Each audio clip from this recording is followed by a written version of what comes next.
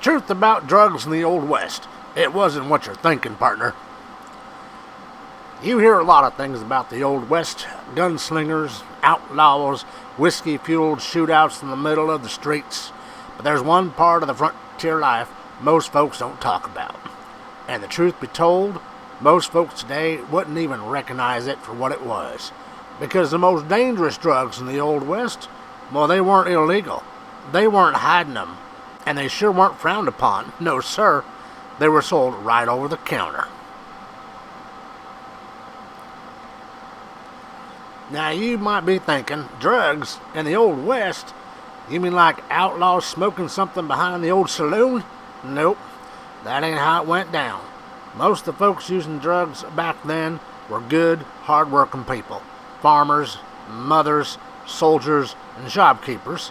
And they weren't trying to escape life. They were just trying to feel better.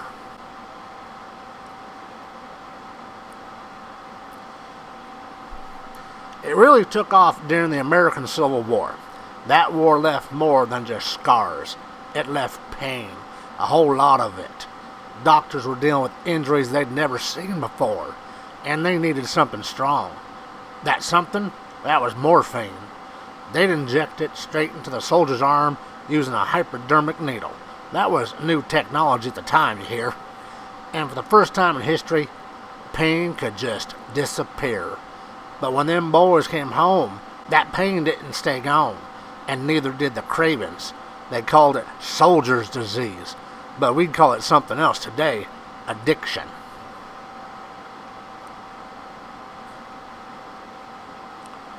Now here's where things get really interesting, because you didn't have to be a wounded soldier to get hooked. All you had to do was walk into a general store, right there sitting on the shelf, with something called laudanum. Now, you didn't need no damn prescription, and you didn't need to go see the doc. You didn't even need to ask twice. Laudanum was opium mixed with alcohol, and folks used it for just about everything. Headaches, toothaches, and coughs, bad nerves, trouble sleeping, hell, even crying babies. Yeah, that's right. They'd give opium to children to calm them down, and nobody thought twice about it, especially women, many of whom were prescribed or encouraged to use it. They became dependent without ever knowing what they were taking. It wasn't seen as dangerous. It was seen as helpful. Now, if that didn't surprise you, this next part might. Talking about cocaine. Cocaine was used in the Old West, and no, it wasn't back alley stuff either.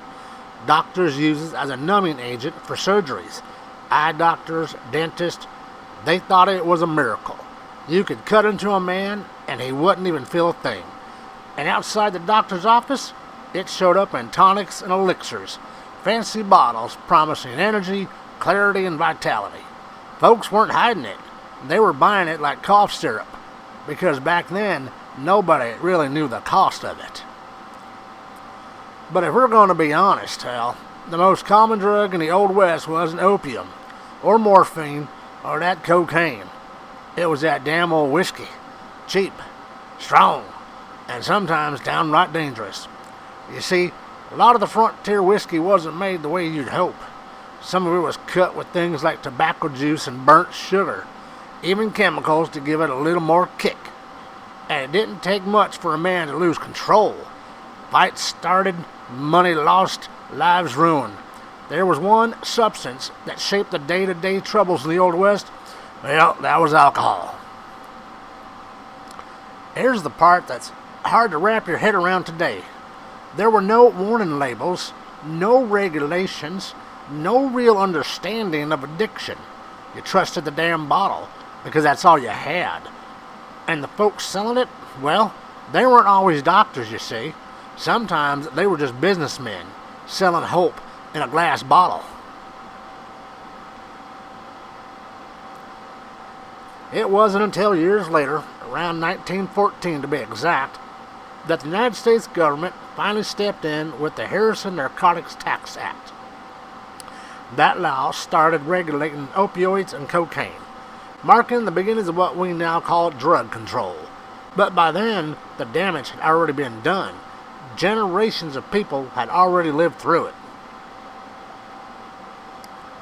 So when you think about the Old West, don't just picture gunfights and outlaws. Picture a mother trying to calm her child with a spoonful of medicine, not knowing what it really was. And I picture a soldier trying to quiet the pain long after the war was over.